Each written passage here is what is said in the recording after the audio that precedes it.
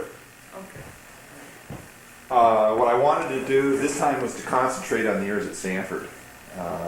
And that's about as far as we got last time, because we were talking about your father's move to Stanford, and then the thing that you were talking about when we ended was the number of things that he did at Stanford that nobody recognized. He was simply not the controller, but he did a number of other things as well. I think we get through that. I think we did too. Okay. Is Then what it I'd like father? to do, yes? He said he was. wasn't coming home in case it was misunderstood. He was not planning to get it. Well, he snuck by very, very well, I thought. I'm sure he'll shut himself in someplace. Well, it's a good thing we closed the kitchen. He can eat. Good point. What I'd like to talk about then was, first of all, his official capacity. I think we talked about his time at Stanford University as a student, and then the fact that he had left, and that you had lived in San Francisco for a period of time, and then the decision was actually made that he would return to Stanford and leave private practice, right? Was that a difficult decision to make? Oh, I'm sure it was, because he was just at the beginning of his law career. With one of the best firms in the city. Right. And I imagine it was a very tough decision, and I imagine that Mother was much involved because she probably would love to go back to Stanford. What about from an economic standpoint? Oh, The difference it would mean in the lifestyle that they would live, as opposed to being a top lawyer in San Francisco versus oh, on the But farm. he hadn't reached the top lawyer level yet. No, but He would have, with expectations that at some He point in would. his he would career, have probably pretty quickly. then what was that a consideration? I mean, value laden consideration that hey, this Not is. that we knew about, but it must have been between Yeah. Mother and Dad. But you never heard anything about it No. from them discussing it. What about your mother? Was prestige important to her in terms of being recognized as socially prominent? no. As a matter of fact, that was something she was just very adamant about. She always was. She didn't want to be classed that way. Well, what about the Hayes family in general? I think that wasn't there at least some sociability within the family because they were a prominent social family in San Jose. Oh, sure, but they never tried never. to be Never as we were the putting it. social leaders, this sort of thing. It might have come naturally, but there was no effort. I would say, though, in Palo Alto, they were certainly socially prominent. It was that they didn't make an attempt to be socially That's right. prominent. They This were was because of the not nature of their lives. This was not one of their Right. priorities. Okay, and I take Can it, we turn to him? yeah, I take it both of you feel the same way in terms of the way you were being raised, that was not an important consideration. Would you agree with that, Betty? Absolutely. Did you think that was as a result of the way your parents looked at the world? Well, not only our parents, I think that a lot of it came from our grandparents who, in spite of their prominence and prestige, lived a very simple life comparatively Wholesome, speaking. let's say. Very wholesome compared to what the Crockers, for instance, were Right. living. I wouldn't say simple. That's not the word I would use. Well, it was, Jim, in a way. In a way, it depends on what you're talking about and how you define simple. All right. Simple in terms of values Yeah. as opposed to in terms of possessions, because certainly in terms of possessions they did not lead a simple life. Well, that's true compared to other people, except that this wasn't the most important thing in their lives. No. And they were not flashy about their possessions. Never. The flashiest thing probably were their cars. Okay, but that certainly they were flashy in terms of the cars they had. Well, it's part of personality because it went back before the cars, because Mother used to tell us about how our grandfather always had the slickest team or the nicest horse, and he loved it. Well, he was a little dashing, I'm sure, when he Well, was look young. at him. He was a very handsome man. When the earliest memories you have, you said you had early memories of San Francisco, Yes. right? What about the earliest memories you have of Stanford? Where did you first live when you went back to Stanford? In the We house always that we lived. always lived in. Now, whose house was that before you moved into It it? was somebody who was employed by the university who didn't have Dad's job because Dad's job was created when he went back there, but who did something. I don't remember. I even used to remember his name, but it's not important. And of course it was, a much smaller house. Okay, now let's talk about the smallness of this house. When you first moved into it, give me the general floor plan. What are we talking about in terms of bedrooms and bathrooms and whatever else was there? One thing it had was sleeping porches. Yes, it certainly did have sleeping porches. Some of those vivid memories concerning sleeping porches. Oh, wonderful sleeping Especially that porches. earthquake. Remember that? No. Oh boy, I do. Waking up one morning, probably the hardest earthquake I've ever felt. Waking up one morning around 5:30, and the house was shaking so hard that Bill, you and I were all out there. It was summertime. Our beds were bouncing like this right across the porch. And we thought it was funny. We were all giggling, and then all of a sudden Mother and Dad came charging out there, pale as ghosts, terrified of what they were going to find. They didn't think it was so funny. We were approaching the bureau that was all the way across the room. Obviously, if they hadn't been through 1906, they would not have thought it was No, I didn't think funny. it was funny at all, but we did. Was there any damage to the house ever as a result of an earthquake? No, it was It a was a wood good shaker. frame house. So it was wood frame. Yeah, Two-story. Brown shingle. Brown shingle. Okay, brown shingle. 2-story. Oh yeah. The floor plan for the bottom floor. Well, you see, Jim, it changed a lot. so Okay, but much. I'm talking about your When we earliest first memories. moved in, Your earliest There would have memories. been a living room, a dining room, a kitchen, The maid's room. a maid's room, and then there were 2 back porches. And upstairs there was a master bedroom and bath that had its own fireplace. I remember that well because we got to, if we were sick, we got to stay in the daytime in our parents' bed and where the fireplace was. And then beside that, there were 2 other bedrooms up there. And that, oh, wait a minute, There was, the maid's room was up there, yes, it wasn't was. It was upstairs. it? Yeah. And I think you've forgotten the breakfast room. We put that on when we changed I the thought there dining was- room. Yes, I know, but I thought there was a formal breakfast room. No breakfast room, that's something Mother wanted, but there was a separate dining room. So how And is- quite a large entry hall. Quite obviously, your parents had the master bedroom, and there were 2 other bedrooms upstairs. How was that? How did One you for set? Bill, one for Betty and me. Okay, so you were rooming together, the 2 Yes, of we you. were rooming Sure. together. Is that a problem? It was only a problem when it came to turning out the light at night. I mean, why was the problem in that regard? Because we argued every night about who was going to do it. Who was going to do it? Who was going to turn out the light. And the first one in bed didn't have to turn it on. This was the idea. The guy who came second, except we both died for the bed at the same time. But you know something? I never failed to turn the light out because she was stubborner than I Well, was. don't you know how I did it? I used to pretend to go to sleep. She just go to bed and there, and I never would leave the light on, so I'd get up and turn it off every night. So, knowing that, why didn't you just turn it off when you came in? No, like She it was wasn't sort about of to give a, up sort of like a game. It was- Now, how old were you at this Oh, we time? were little. I was 6. I don't know. When we moved into the house, Right, and the date would have been? 1919. Well, it was almost 1920. But Just the very end of 1919. Okay, now, the house changed over the years, it evolved. You actually lived in the house about 20 years, didn't Oh, you? yeah. Okay, it evolved over no, a not period of that long, time. because I was married.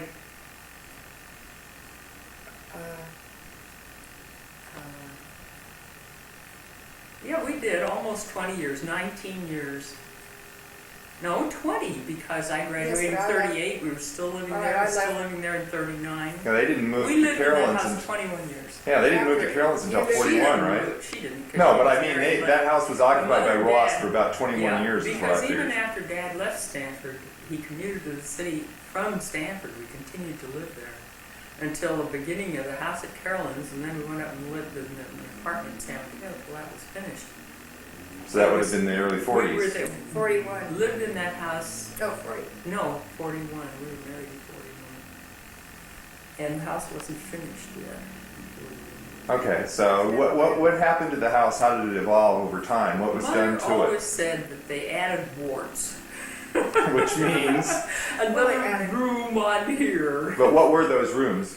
Well, there was a den. And this is something your father wanted. We went along with we it. all used it. Oh, sure, Sure, he no. didn't mind, and Mother kept changing her mind all the time. It wasn't just one time that she would have something. Then she had the living room made into Large. something that had been something else. I mean, you know, they moved from one side of the hall to the other. It was the living room, became the den then. Okay. Then there was a little room with a piano in it, which is where I used to hold forth. Okay, and this is all downstairs. Oh, yeah. And the And living the room was breakfast room. greatly enlarged, and the dining room was greatly Yeah. enlarged. And then they they built were a great rooms. big guest room down there, And Downstairs. a breakfast and a room. breakfast room. A guest room and bath. And did the upstairs stay the same size while you were doing this? No, because when Betty had TB, they had to move me out of her room. And the only place for me to go was the sleeping porch, which was on really the other side of the house. There was one. And that became my bedroom, but it took a little fixing up over there. And I didn't have a bathroom with it. That was so... How many bathrooms are actually in this house? When you completed doing this? Underneath the stairs, there was a half bath with a 5 john bathrooms? and a washbowl, but no bathtub. And then there was the guest bathroom, and mother's and dad's bathroom, and the thing that was between Betty's and Bill's room, which was another one, and then the Maid's maid's room. bathroom. Comfortable house? Oh, Oh, yes. wonderful house! It was I great. loved that house. Nothing wrong with it at all. Oh, It also yes. had the sun porch where we used to have all of our doll things. Remember that? Oh yeah, and that sun porch became the knitting place. Yes, my shop. But a good place to grow up. Oh, Marvelous. couldn't find a better place. I dreamt about that house as if we lived in it for 20 years after we were out of it. I loved that house. And the garden was marvelous too. We Oh, had- yes. And there was a funny old sort of a shed barn thing where the peacock used to live. You had a peacock? Oh, He yeah, was not certainly alive. did. But we did. Bill and his friends, several Mackenzies among them, had a club.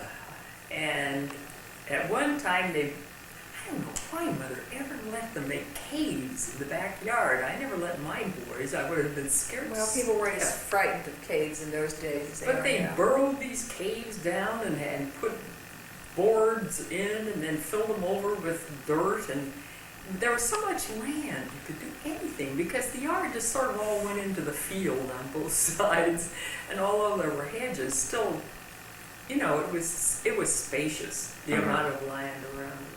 Who were your neighbors and how close We were We didn't they? didn't Many, have any except neighbors. Nobody lived one- next to us. There was, if you went across the field, across from the firehouse, was where the Frees lived. And that was just a little house. It's still there, as a matter of fact. And who were they? Well, he was the police chief. Well, he was sort of man of all trades. He adored our father, absolutely worshipped him. There's nothing he wouldn't have done for him. And when Dad went places before I was old enough to drive, Fred drove him. You know, if they were going to Northern California or to the Vina Ranch or wherever Dad he had to go to all the Stanford properties. And Fred was always driving him. And then when Dad started going all around on Rotary trips, Fred still drove him. Because Fred loved that. It was great, and he was a good driver. And He had one son, Mel, Melvin. who was a real pill. Oh, he was awful. Oh, poor Mel. I mean, he wasn't that bad. He just was sort of... He didn't try to kiss you up in a tree. No! He tried to kiss you in a tree? Boy, What what were you audacity. doing in a We tree? were climbing the tree. He got me way up in the tree and tried to kiss me. I nearly knocked him out of the tree. I think I must have been all of 9 years old, maybe. And how old was Melvin at this time? Mel was the same age as Betty, just about. But they were great horse people. They came from Nevada, and they rode and got into everything to do with horses every time they could. And Ethel, his wife, She used to babysit us every once in a while. yeah, she was a chubby Irish Yeah. woman, nice, really nice, and we called her Mighty Free, or Mighty Fred. Freya is what they called it. Well, they didn't pronounce it that way. We called our mother Mighty when we were little, and we called her Mighty Freya. Freya is what we called her. What about animals? What kind of animals? Oh, did you my have there? gosh. grief. What didn't we have? We had dogs. We even had a cat at one stage. We hardly ever had one dog. There were always I said several. dogs. Yeah, but What- that was- what We kind had of- what kind of rabbits. dogs? I had an alligator. You had an I alligator? had an alligator. Who got you the alligator? Who was crazy enough to do that? It was a gift from somebody in Florida, I think. And we built a pond in the backyard, dug a pond and put concrete on it. and had the alligator. It was a baby alligator. Yeah, but they grow up. Well, we when didn't it grew keep up, it we that gave it to the long. Steinhardt Aquarium. Are you serious? Absolutely. And to this day, I go and look at the alligator up there and wonder if it's mine. And then I had a burro. And I Well, had a pony. These were all housed there on the Well, property? the- No, Burro burro and didn't the move. ponies were over in the corporation. where the cow was, because we also had a And cow. eventually I had a horse. You actually had a horse that was your own horse. And Betty got to the horsey age where she was, girls and their horses. And Adolescence. Yeah. So I you- never did. I always Well, Mother hated used horses. to say that she could always tell when I was on top of the pony because she could see my hair ribbon bouncing up and down, and when it vanished, she knew I'd fallen off the field. And I'd get back on and scold the pony. But you had plenty of room to do what you wanted in the way with your animals and all that kind And of then thing. Marion Story got her family to get a horse, and her horse was over the corporation yard too, and the two of us used to ride together. We'd go up the back alley behind the road, and get heckled by all the boys all the way up and down. Then we'd go out and ride up and down Governor's Lane. Did you know Marion had died? No. Oh, well, I feel very guilty about the fact that Betty Folger called me up and asked me to tell you, and I've forgotten it forever. I'm aging. Okay, so as far as the animals were concerned, I take it this was an ongoing thing. You had animals the whole time you were there. Oh, I had yes. bandy chicks. Now, who? Well, what about the goat? Most kids don't have I goats. take it your father had animals of his own that he got, which were dogs, Dogs, always. and he got these were his dogs. Not necessarily. Okay, but They did he have dogs that were his dogs? That We were had he was the hunting primary person. That, No. No, The No. dogs were everybody's they were family dogs. I can't imagine your mother being attached to Dog any was animals. never in the house. She was not an animal person that I ever saw. She Never. did not like animals. That a fair statement? Yes, Well, I don't think she objected too strongly to but dogs. She wanted them in their place. She wasn't the kind of person that cared for dogs. I mean, they always had dogs at Edenville, but they were somebody else's. Well, you haven't had as many dogs in your life as I have. I'm much more like. No, her, she's the right? least dog person I in the know. family. Certainly, Bill was very, very big on dogs Oh, as well. goodness, yes. Well, you can't beat me. You're right. We had You're some right. very strange dogs. We had some great dogs too. Okay, Because, let's run through a couple of dogs. These large Bruce. breeds, large, Of course, Bruce was Bruce was the the most wonderful dog in the best world. dog. which was He was an Australian Shepherd. He's the famous dog. When we went down to Edenvale one time on the way over to the cabin, and he used to get out on the lawn at Edenvale and herd the quail around. He'd go around without making a sound until he had them in a nice, tight little group. Just as inborn. this is Because of genetics, his right? breed. Exactly. And one time when we were ready to leave Edenvale and head to the cabin, we couldn't find him. He looked and looked. It was everywhere. So finally we had to leave, and they said they'd take care of him at Edenvale. And then he vanished. And it was at least 6 months later. Oh, yes. Maybe longer than Oh, that. we were crushed Oh, because absolutely Bruce was desolate. gone. He was a wonderful, wonderful dog. And then Aunt Alice was headed over to the cabin one day, and she took the cutoff, turned off the highway down to the cutoff. And this dog came out and barked at the car. And she said to whoever she was with, stop, and got out, and it was Bruce. And she called, and then he came over and threw himself on her and had a big reunion. And then the person where he'd been staying said, that's my dog. And Aunt Alice said, no, it's not your dog. So finally he said, all right, we'll both stand here and whistle, and you see who the dog comes to. And of course it went to Aunt Alice. But she brought it home. It was the greatest reunion you could imagine when Bruce came home. But Bruce had followed us that far. He'd gotten that far before he This lost was him. way Lost him. beyond Los Gatos. Trying to get there. Another time, I was Because playing. they also said when they got him, he was just exhausted. So what you're saying is you not only had dogs, but dogs went with you when you went to Edenvale, dogs went Oh, with you when you went absolutely. to the cabin, Sure. dogs went with you everywhere. Oh, sure. Well, Bruce, I want to tell you another story about Bruce, because one time I was out in the yard, and Bill was he couldn't have been 2, and he vanished. And pretty soon Bruce came and kept nipping at me and pulling my skirt and everything, and then he'd go running off again. Finally, I thought, what's going on here? And I followed him. And I couldn't quite catch up to him, and I got right up to the shore of the lake, just in time to see Bill start to go in. Unbelievable. Oh, Bruce was a real Oh, it was a remarkable- fantastic dog. It was just wonderful. He lived to be quite old, too. Then Dad got into toy fox terriers.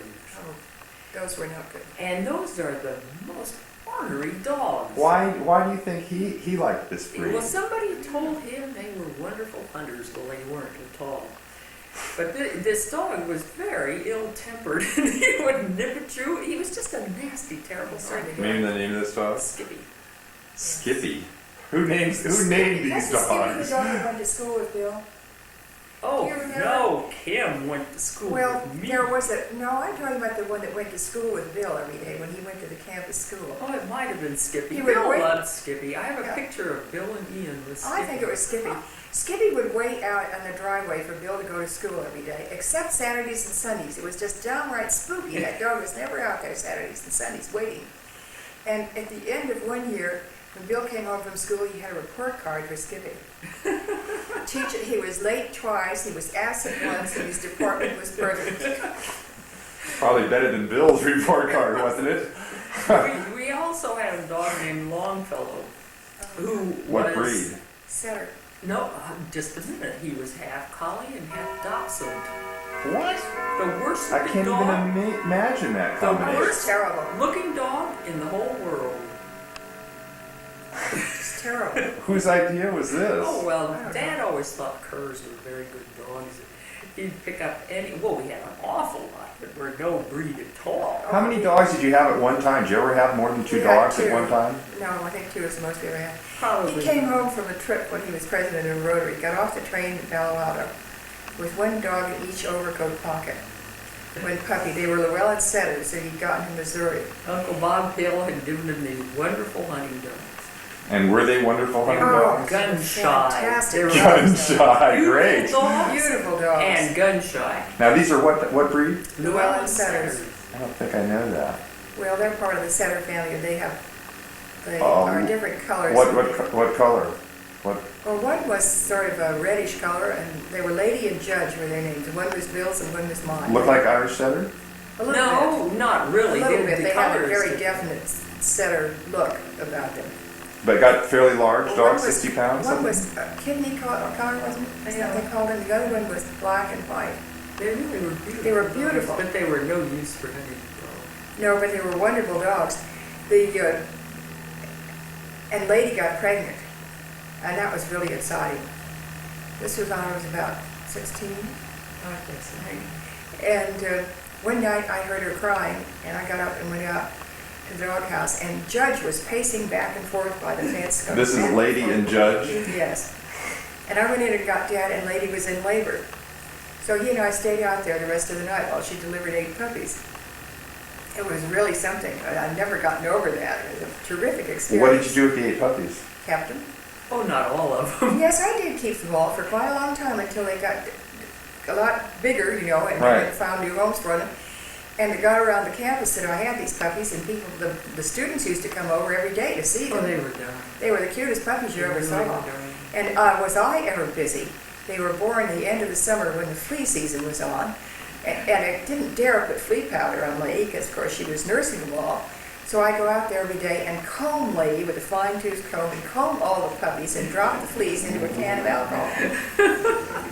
It took me hours and hours and hours every day. Oh, I wonder what I was doing while you were taking care Turn of your dogs. nose up at me. I can believe that. I think Mom has discovered that probably dogs are not a good return on your investment. Oh, they are to me. Well, see, that's the difference. That's it. I think pets are really interesting in that regard. Some people who see it as a complete time preoccupier, you know, a responsibility in that regard, and other people who really strongly feel that they are very close in relationship and support. Prefer And, them to people, some people. Well, when Oh. I was in bed with tuberculosis, I had a darling white collie who was really company for me. what name of this one? Kim, wasn't it? No, Kim No. was the next Kim was the collie, next but collie. I can't This- believe this. How this many was- animals do you Oh, go through? Countless. That is And I also had a unreal. bird, Oh, yeah. What kind of a bird? canary. Tito Skipa. You know Yes, who Tito Tito Skipa Skipa was a was? very famous Famous opera star. tenor. No, forget that. No But chance. Tito was a wonderful singer. He was a As a matter of marvelous- fact, Betty, marvelous you had singer. several birds. Oh, yes, I know I did. And fish, Oh, gosh. and turtles. And these were animals that you were really expected to care for yourself, right? Your parents were not doing this. These were your Mother animals. certainly Mother never wouldn't. such fun of them. When Grandma Roth was with us, she'd fuss with them. Yeah, she loved them. And this, of course, goes back up to the North Coast experience. They had animals the whole time they were growing up there. I mentioned the Roth Oh, family. sure they did. But then I guess the Hayeses did too, didn't they? Oh, yes. Oh, lots of animals. Because Uncle Orlo and Uncle Tody always had hunting dogs. But at Edenvale, they had all kinds of exotic things, Yeah, like lots of peacocks horses. on the lawn, and all. But sorts under of- those circumstances, of course, it's a little bit different because you have people who actually take care of the That's animals, right? Yeah, I mean, they're- Rum used to do a lot of care Yeah. of the animals. But Uncle Orlo always had a dog. Were there horses at Edenvale Yes, that you rode? yes. Riding horses? Mm-hmm. And so you learned to ride at a very early age. Well, I'd go off with hair ribbon, yes. I wasn't more than But six. that was already at I wasn't Stanford. more than 6 or 7 when Yeah. I was riding there. So you're riding both at Stanford and at Well, I used to Edenvale. ride Jenny Bray, who was the old donkey that was still left over from Mother's childhood. But Jenny pulled the cart with all of us. Yes. I used to ride her too. And then they had horses there. The other liked to ride. We used to ride together. Now, Bill was born after the Stanford move? No, just before. before. Just before the September Stanford move. 1990. So his memories all are of Stanford. Oh, yes. Growing up are all of Stanford. Well, so are mine really, because I don't remember Well, much. I before remember. used to read. I do. I remember pushing you off the end of the porch, for Oh, instance, thanks. in Burlingame. That I scared me half to death. I don't remember it. You don't. You just went into the hood of the buggy. You probably could have heard me crying 3 blocks away. I was so scared I'd killed you. But you intended to brutalize her until it actually happened, right? I mean, this was I this. didn't. I was just pushing her back and forth in the porch, and the buggy went over the end of the porch. Oops. Very I went important. with it. Now, I landed in a rose bush, and she was fine. She was just in the hood of the buggy. I had thorns in me. Horrible memories of your early Oh, childhood. well, I thought it was such a privilege being allowed to push my baby sister back and forth in the buggy until this happened. And then at that point, you no longer did it. No, I didn't do much after that. At Stanford, I take it that it's a very strange relationship that you had with people because there would have been few people your age because you didn't have very many neighbors. Is that right? Well, we didn't Oh, have yeah, any well. neighbors. Okay, but you had But college we did students go- oh, that were We had around faculty constantly. Kids, faculty Oh, kids. that were Faculty our kids, age. so Oh, sure. I mean, Lots I of used to just walk over to Salvatierra to my friend Shelley Smith, Mrs. And I Carl did too. Mines. there were kids your age. Oh, Oh, lots yes. of them. Oh, Lots of sure. them. A lot of them Oh, that lived sure. on the campus. And then you when were- we went to school. Okay, when but we let's not went get to school yet. Castellea, they all came with us. This is before school. What activities? What would you be doing? You know, you're playing with these kids. Where were you going? What kinds of things were you doing? We were playing in our yard. They all liked to come over there. We had so many things to play with. Such as? Animals from Animals. Okay, yeah, I've heard Oh, that. sure, we had a Yeah, we had a playhouse. And Dad. Who built it? I take it. Dad. Yeah. But Dad built everything. You know, all When of you're talking our about the dolls. additions to the house, did he do those himself? No. Those were all done by the carpenters and painters and Of Stanford University. Of Stanford But University. you never owned the house. We owned the house. We didn't own the land. Well, that's true of all houses on But when campus. they first, But you did own the house. when they first When you moved in- onto the campus, you No. bought the house? No, they rented the house because they planned to build up on the hill, and they were just Right, in that you house said that. temporarily. You see. Right. But then, as the years went by, they did purchase the house, and they decided to stay there. And they decided that they would add on to it, and that's what they were Oh, doing. yeah. And was this not a Winchester type deal? I mean, it wasn't. Oh no, No. the vastly improved house. Yeah. If we were going to stay there, it had to be done. Yeah, mother couldn't put up with it the way it. We were getting too big, too. Oh yeah. We needed more room. Yeah. And that's when we began to get so many students in. Yeah, And then when there wasn't enough room in the house, because they were in the guest room and and upstairs, Maid's room. maid's room, that's when they built a little cottage out in back to take care of 4 more. There was enough room in the cottage for 4 more students? And what do you remember what the date was when they built that? You have any idea when Well, about? So it was in the 30s. it was a time of Bones Hamilton and Bobby Grayson, so it was about I was over 33. 30. Are these people that were actually living in the cottage? Sure they were. We were famous. We had the most famous football players and some of the most famous football players in the country living with us. We had 3 Why? All-Americans at one point. Why? Who are the 3 All-Americans? Bobby Grayson, Bones Hamilton, and Bob, what was the other one? And they were all living at your house? Why? Because Because they our needed father housing. wanted to. No, it was good food or something. They had They to, didn't go, no, they didn't get With fed. us. They didn't get fed. so they were going back to eat Stanford food. Well, the Why didn't they live in training a table- dorm or something? That's really Well, they strange. were all- They were all on- fraternities. Well, they were all on scholarships too, and And it was, this was a financial aid situation. that's the only thing it was. Really? Yeah. I, Except I think Dad and Mother kind of liked it. Oh, they loved it. but I take it also, this is something that your father did as a result of being close to these athletes. I mean, this is kind of a deal where he Well, was they the weren't always mentor. athletes, Jim. No, but I'm saying these were your father's relationships with people. When the people that moved into this, whatever this abode was next to your house, It's was called it was a as a cottage. result of the fact that your father had relationships with these students that went beyond the. Oh, sure. No, I wouldn't say that. Then was the university simply But assigning he you knew people? No, No, he no, knew no. them all, He definitely. knew. And knew them well. But it depended upon their need too. If they Mhm. didn't have a real need for it, they didn't get it. Okay. But his early experiences with, having nothing when he was in college made him extremely conscious of helping anybody that he possibly could with his finances while he was going through. So these people were generally speaking not well-to-do that were staying with you. No, No. oh No, of course not. no. Only one that was well-to-do and it wasn't his money was Bob Mangan. But that was after you left home. But he was. No, I was there when he was there. Maybe you were, yeah. I certainly think was. maybe you were married just when he was there, isn't that right? I think so. Yes, he was still there when I was married. He was But he running was there around before with that. the gal who was his daughter of Macmillan Oil. And she used to come and pick him up in her cord. Jeez. He married her, as a matter of fact. Oh well, that's okay It then. didn't last forever. Well, But was- he was the best looking man Very I ever saw. handsome guy. Best-looking man you No, he ever was a saw. god. Gorgeous. This is the Magnan family. No, Magnan, Man. M-A-G-N-A-N. Ah. Good Irish name. Mangan. Okay, so eventually, at some point, you had to go to elementary school. You're on the Stanford campus. Betty, you would have been the first person. Mitch and I went together. Okay, She but went to kindergarten and I went to second grade. okay, we're talking about Castellia. That's right. Okay, why was that decision made? What was the public school available to you? It was a campus school. The decision was made because that's where Mother wanted to send us. As a matter of fact, she would have been very happy to send all three of her children to private school, but not our father. He made a deal with her. You can send the girls to a private school, but my son goes to a public Yeah, see, this is the thing. I can't imagine your father being very supportive of private school education for you. Well, that's what is because Stanford, Mother... Stanford is a private school, but Stanford was his school.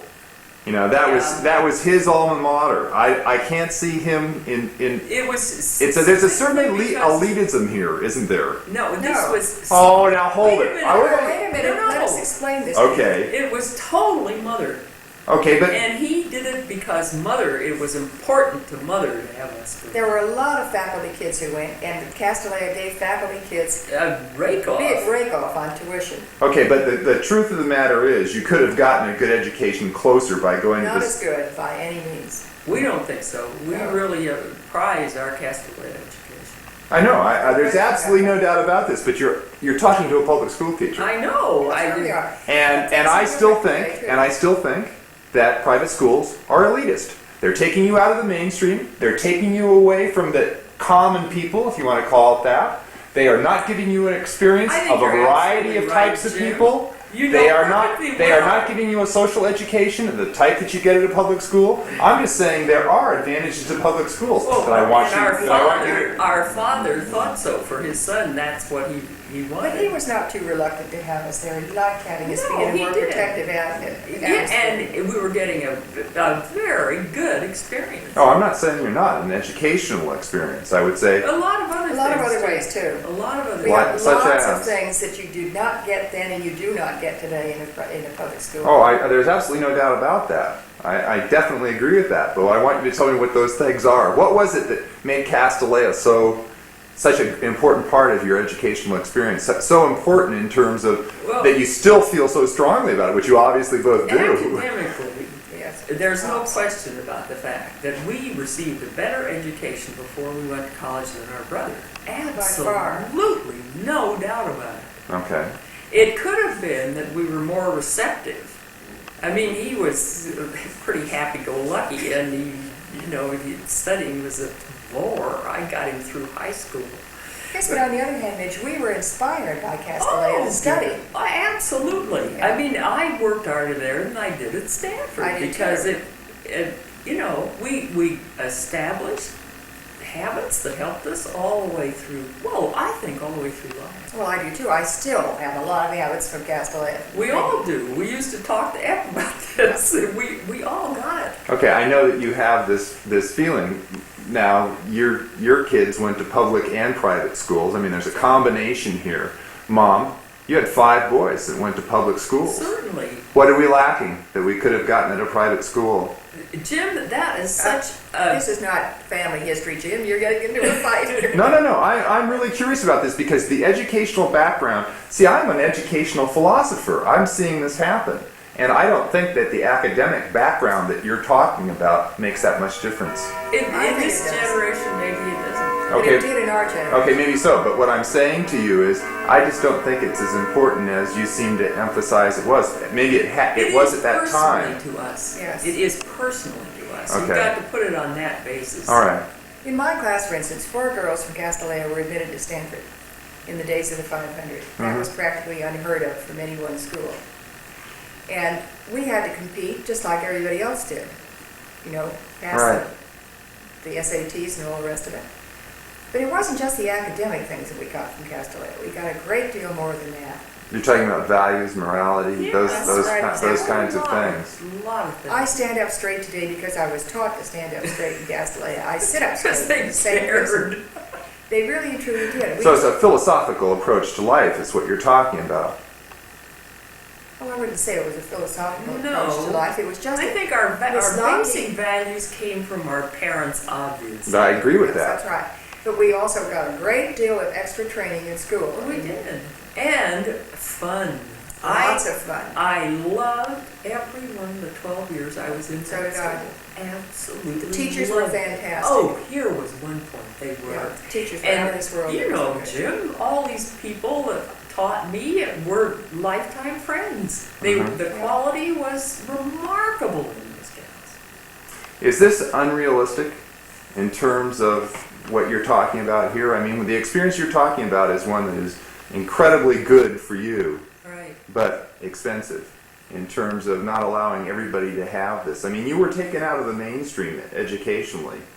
Don't you think that's No, true? We didn't Well- feel that way at all. Well, Really? it's not. Oh, we didn't.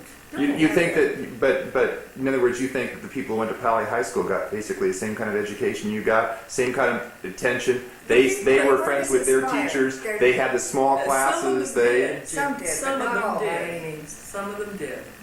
There was something about the teachers at Castellea. They didn't just teach you. They instilled in you a great desire to learn. Mhm. And a lot of extra things besides that. Well, and of course, we had a lot more attention. Yeah, we did individually. There were, especially when I was in high school, during the Depression, and the classes were very small. But the quality You mean not of like my teaching- class of 48? Yeah. The can't quality believe of the teaching stayed the same. Well, it's an interesting decision to make when you make that for your own children, and you obviously had to do this. And my guess is with you, Mom, the decision was made. Oh, sure. There was no doubt Oh, that it was with with it. Betty too. I mean, and going there from the time. No, it we was did. harder for Betty because she had kids that went to both public schools No, and I private thought- schools. We're talking You about us. No, I didn't. I think the decision was made for you in terms of the fact that your mother wanted you to go to Castellea, yes. and it was probably a fait accompli before you ever got to school age. This was going to happen Oh, to you, sure. wasn't it? Oh, sure. Well, I was school age when we went back. to Okay, Stanford. so you immediately went to Castellea when you got down here, but the anticipation was, and I would suspect this was from the time you were still up there, that you would go to No, Castellea. because I went to a public school up in Burlington. That's an interesting thing. Why was the decision made when you moved down here that you'd go Because to? it was an excellent school. Both Yeah. Mother and Dad appreciated its reputation. And I think they felt this was the best education we could get, and they were certainly going to see to it that if it was possible, we'd get it. Where would they have sent Bill? Well, he went to campus school. No. Where would they have sent him Well, if he there were was going a boys' to school, but it was a military school. Is this? Well, there was Menlo. There's Well, you Menlo. can take kids of his age now. Not when he was little. But it was never even thought of to send Bill to private But see, that's the reason I'm asking. I mean, if they were convinced that Yes, what they there want. was, Mitch. There were discussions about his going to Palo Alto Military Academy. My uncle. You don't Our remember? father would never. Did my uncle Ian go there? No, he went to San Rafael. Uh, He had to board because that's when his parents went back to Japan. Hi, it's an interesting thing now because I think there's more of a discrepancy in terms of finances. I don't know what Castleton was costing at that time, but to send a child to Menlo now is between $6,000 and $8,000 a year, I think, and that's a considerable amount I think of even money. with the Rakoff they got, it wasn't always easy to send two girls through Castleton. They thought it was worth It was worth it. At this time, were your grandparents helping out at all financially, the Hayeses? it. Our father wouldn't take anything. Wouldn't take a nickel? Nothing, ever. This was a matter of principle. I can't imagine there weren't Yeah. gifts, though. I mean, not Oh. not money, No, but no. other It things. would be produce Yeah, every Sunday we'd come home with a car loaded. loaded. And I'm sure your father didn't complain about that, did he? No, he didn't. He used to get a big kick out of that. Heavens I bet he knows did. Tease about it a lot. Yeah, I can imagine that's the case. that Miriam and Uncle Ed would stop at our house on their way back from Edenvale, and cars so bulging with kids and food that they could hardly But Dad used to tease them too. And Uncle Ed yelling, Miriam! And Dad Miriam just chatting on with Mother, not paying any attention. God. Okay, let's talk a little bit about that because the family's close. The family was always close. Now I'm talking about the Hayes family. At this time, when you moved back to Stanford, let's put in perspective where her siblings were. She was the oldest. They were all at Edenvale. Well, no, they weren't because Yes, they were at the time we moved back to When Stanford. you- yeah, in but the Uncle Dick was in the army. Okay. No, he was back at Stanford then. You can't fool me on that one. I just No, read about it last no, night. you're right because it was you. But 1919, I bet he wasn't out of the army yet. Yes, he was. He was back in law school. Okay, so he's back on the Stanford campus. Did you see much of him? I don't remember seeing much of him, but I certainly remember seeing a lot of Uncle Uncle Orlo. Orlo. Oh, yes. Of course Okay. he was younger, and I remember that. Okay, I but wouldn't remember. now when you're talking about Dick, he had already graduated from Stanford. By the time you moved in and was in law school and graduate school, He came after came the back after war. the war. He came back For law school. For law school. and where was he living at that time? Do you know? Was he living and commuting Fidel or? House. Fido House. Okay, Fidel House. Okay, then he would have graduated. Do you have any idea from law school when he would have actually left Stanford? 22. 21, 21 or 22. So he lived there several years while you were growing up, but you don't remember seeing very much of him. Well, I No, know, but I don't was remember very, him being in and out nearly as much as All right. Not like What Uncle about dinner Orlo. though? And Uncle Orlo You see him? Probably brought came all over his once in a while. friends. Once in a while. Okay, then Uncle Orlo. He also went to Stanford, entering what? Well, he was in a class of 24. So he would have been there in 1920 then about, right? And he was there. So shortly after you moved into that house, he Oh, would have yeah. come to school Wait, there. And not only that, but Aunt Alice was going to Stanford. She lived with us. And Alice was going to Stanford as well. Yeah. And when you say she lived with you, she She lived in the house? They Or lived in the lived house, with yes, us. definitely. where in the house? Oh, whose bedroom did she get? No, I think it was the one that I moved into, the sleeping porch that I eventually... Well, the sleeping porch, which was made into a room. Yeah. Now, what year would she have been there? 24, she graduated too. So she and Uncle Orlo were in the same class. Yes. I As a didn't- matter of fact, they were once engaged. No, Yes, they Yes, they were. I've never heard that before. They Well, it were. hasn't been commonly discussed, but it was true. They were in love. Well, Definitely. they were engaged. I hope they were. Were they in still at love. Stanford at this time? Oh, yes. How did your parents feel about that? Well, I think they rather liked it. I do too. I think they thought it was nice. Okay, now let's hear this smut. They were engaged to be married. Obviously they did not get married. What happened to Uncle break Dad off? came into the picture. No kidding. Yeah. And took her away from Uncle Orlo? And we thought all our lives, gee whiz.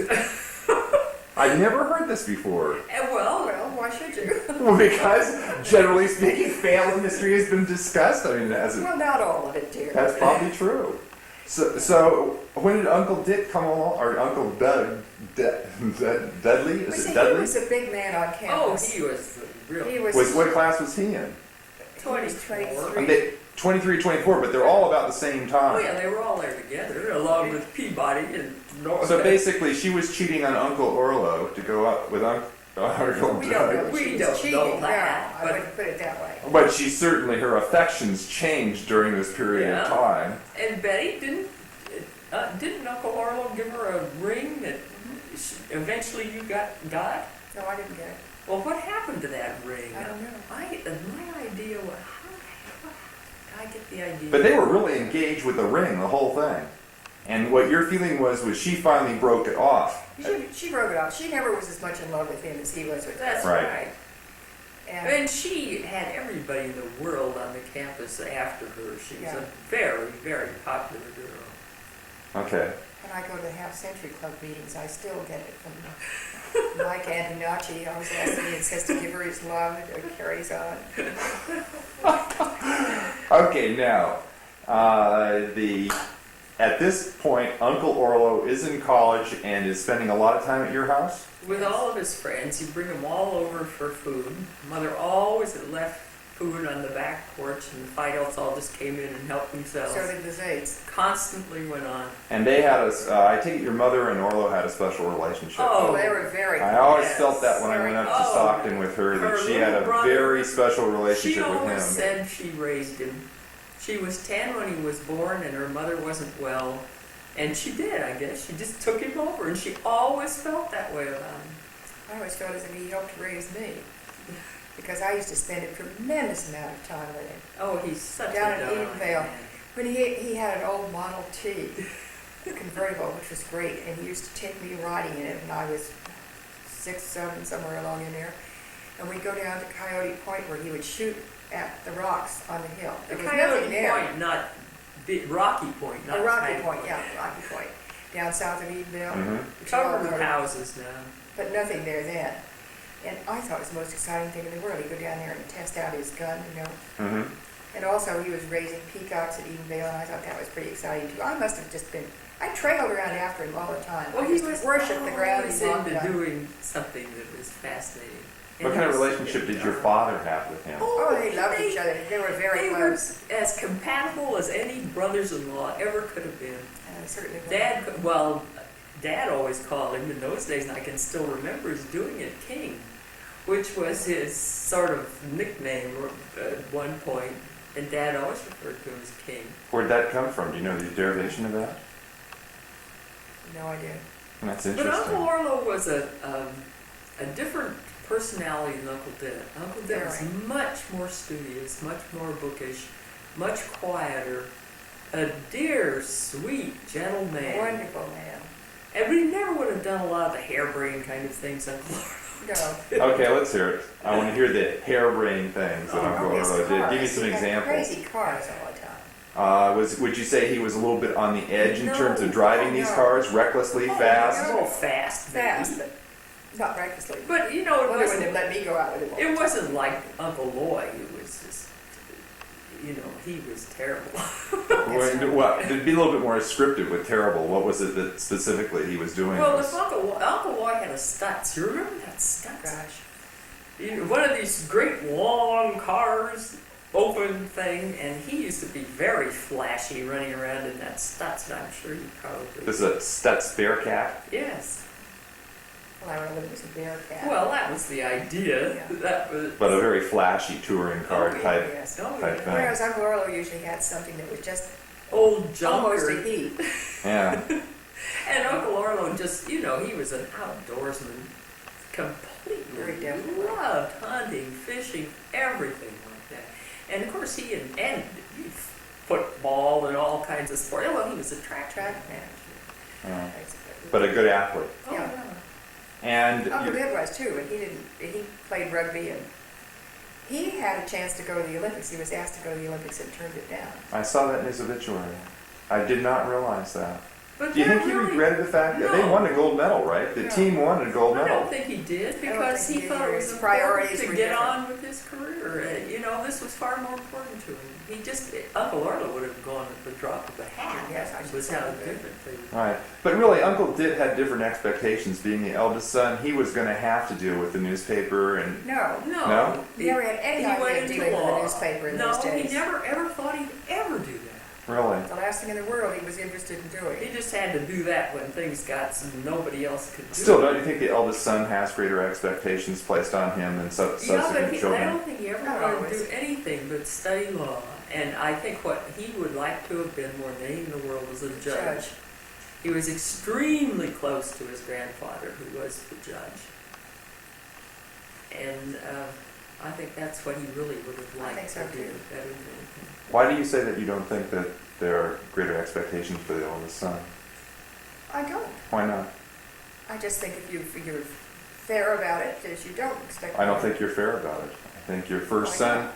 because you have a different relationship with your firstborn than any other one. It's the Well, what if only your child firstborn is a there. girl? What? You What if still your do. firstborn is a I girl? think you have greater expectations for your firstborn, regardless of whether it's a girl or boy. Well, I think because of Uncle Ditz and Uncle Orla's personality differences, that probably, and because Uncle Orla was the baby, probably there were greater expectations for Uncle Ditz. You know, Jim, I think that statement you just made is true of men, but not of women. Really? I think that men expect more of their first sons than their mothers do. That may be true. That may be true. Very definitely, that's true. I think there is some of it. I really do, and I think the relationship that you have with your firstborn is different because they're the only child you have for a period of time, a year, 2 years, 3 years, more some cases.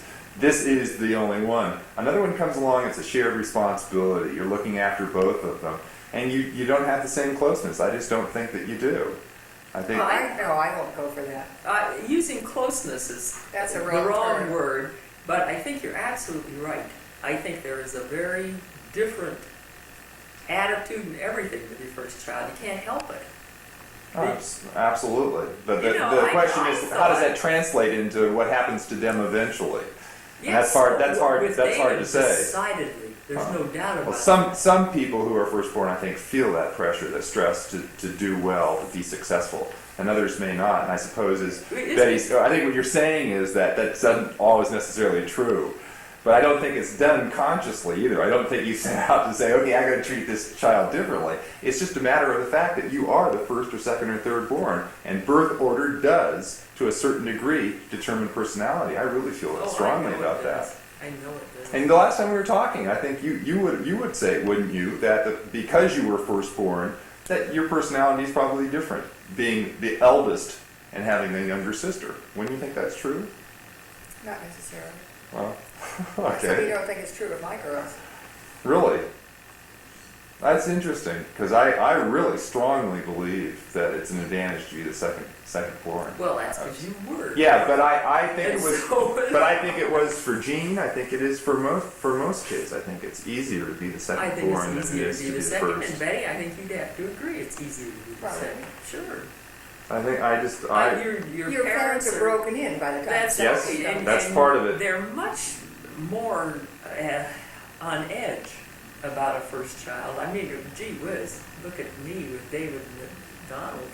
The more you have, the more relaxed you get. not lackadaisical, certainly. It's more relaxed, right? It's hard. I think it's really hard. There was an incredible closeness in your family. I always felt that. Oh, That this was yes. a unit that really liked being together, all Oh, five yes. of Enjoy you. each other's company. But you certainly had other people. I mean, it wasn't just the core We five. had You so always had many people there, other right? people. That house was full all the time. And was this primarily your father and not your mother? No, No, mother it's too. both of them. They both enjoyed And that. all of us. I mean, we had We loved it. all kinds of friends ourselves. But Nani's choice would be to be there in the house with people. Instead of Well, what? Instead of traveling, instead of being other places, she was a homebody. She yes. was somebody who But she liked also being, had lots of activities outside of the home. Oh, yes. but within a radius of that home. Yes. She liked With- being close to home. She Yes. did, no doubt. She was about very comfortable being in her own house. Right. And more uncomfortable leaving that house than Granddad, who could go almost any place, anytime, drop of the hat, in the boonies, out in the wilds. It doesn't make any difference. He could go and he'd be happy, right? Is that a fair? Yeah. But mother liked her comforts too. And Yes, and Dad didn't care. Dad so much didn't about care. I mean, he could rough it or he'd love to. But mother needed to be clean and comfortable and secure. Without getting into too much of a stereotype, because we've already said that they were very different personalities, your mother and your father, in terms of their background, their upbringing, and everything else.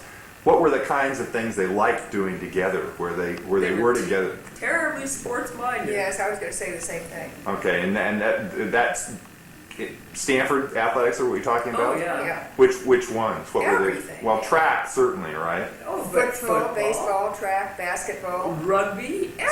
swimming. They go together. Oh, sure. Well, as To much these- as to Dad these- could. If Mother would Dad go was sometimes, too. officiating, of course, he was, which he always did. All Okay, the so time. if he was officiating, would she go and sit in the Yeah, stands? sure. And we'd all And go we go too. too. Okay, so you were incredible supporters of the athletic You know program. that- Kept us out of trouble. We were always going to some And we- sporting event, and we loved every bit of it. We like doing that better than almost anything. And going through all my old junk, as I've been doing, I find I've got all these old basketball programs where I kept the number of points that everybody made and the score. Same thing for football. And Ben and Ed Wood are coming out, and I'm going to show Ben the programs I have of his big meet. I probably got some too. When I was looking for that picture today, I found a signed picture of Bill Miller going over the pole vault, and another one of Jay Todd on the end of the swing Oh, of the is it still diving going? board. That's an interesting thing because with my grandmother, at least, the times I was with her, it was almost all baseball, Stanford baseball. It was Sunken Diamond. I remember Well, that going was and her the favorite. Peanuts, the Yes, whole baseball. thing. That was her favorite.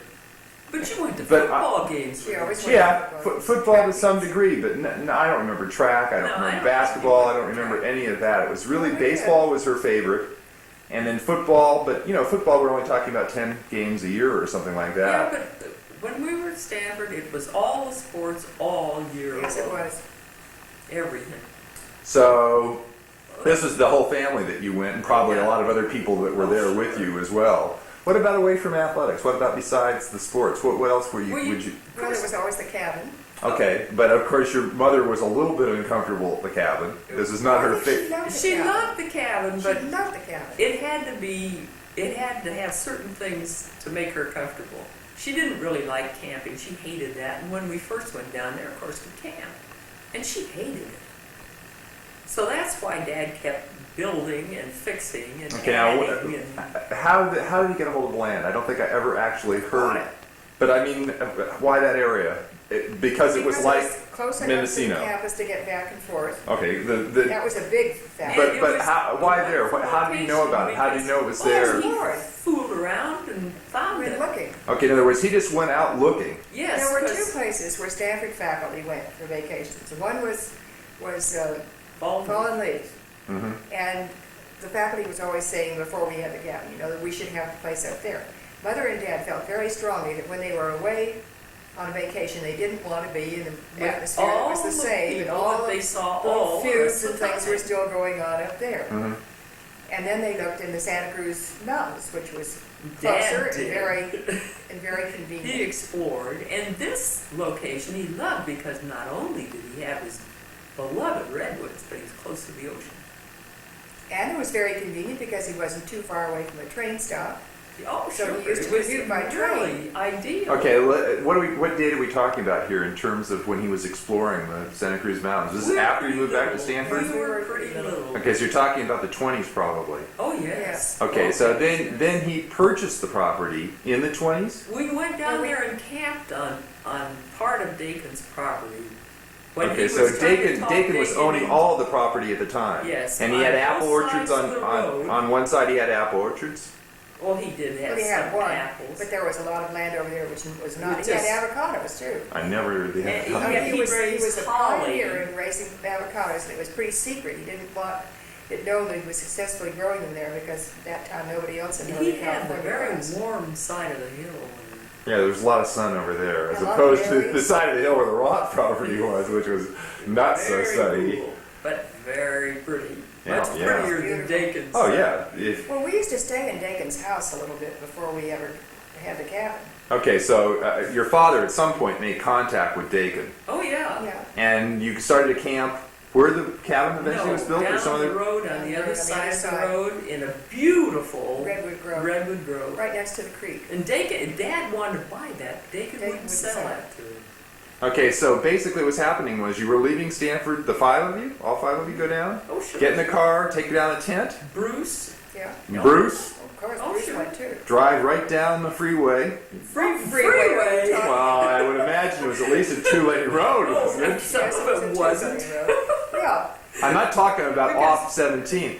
Was 17 there at that time? Well, Yes, but it wasn't 17. But it was just a winding mountain road, a Right. terrible road. Mother, Sure. dear, Betty But and Bill paved. always got It was paved, wasn't it? sort of. Yeah, after. Sort of. Jim, you can't really understand Well, they're how happy roads roads. looked in Just those a, days. just a second, Mom. It can't be worse than the Florence Lake Road. No, of course not. Okay, so I was at But some of the roads Yes, but that Florence Lake Road is not going to a major center of activity, which is what the Santa Cruz Road was. oh yeah, it was Because really that, terrible. that coast along there was extremely popular. right.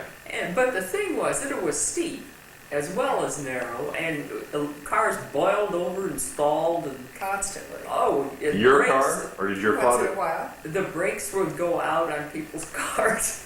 It's you know, exciting. Right. it was, and of course, Dad always was looking for another way to get there. He hated going all the way to Santa Cruz and coming back. That's so where I get it. he just wandered around the hills till he found the cutoff, and then he found the cutoff on the cutoff. And we used to go down there and not see a living soul, the kind of roads he took, because nobody lived out there. This is really funny. I didn't realize how much like him I am. Even when I'm just going from downtown Menlo Park home, I almost never go the same way. That is Yeah. interesting. I've got more funny ways of going places. It drives Fred crazy. He always wants to go exactly the same way, and if I can look ahead and see the traffic or something like that, I'll find an odd way to go. Yesterday I went home by Barney Road because Oh no! I didn't realize until right now that I definitely inherited this from Dad very strongly. When you left Stanford to get to Dakin's property at camp, what time? What are we talking about in terms of time? How long would that take you? Do you have any idea? Take An hour and a half. crap. An hour and a half? No, longer. I don't think so. Oh, definitely longer. 2 hours, I would say. Okay, so an hour and a half, 2 hours, something like that. What about the train? You pick up the train at Palo Alto, and what Los would Altos. Los Altos. No, the train went The through train went through Palo Los Alto. Yes, but it went through Los Altos too. Yes, but then it went all the way out to Okay, Los so let's Gatos. get this. Let's get straight. You'd be going. There's an actual line that was running this time that you could pick up Palo Alto, go through Los Altos, Out to then Los Gatos. Los Gatos. And then you followed the original 17 up the thing. You can still see where the train the tracks north of the were. road. Okay, so And all the way if you across wanted to to go to the Santa property, Cruz. where would To you Glenwood. get off? You get off Where at would- Glenwood Glenwood. And we'd drive down there and and he'd pick him up.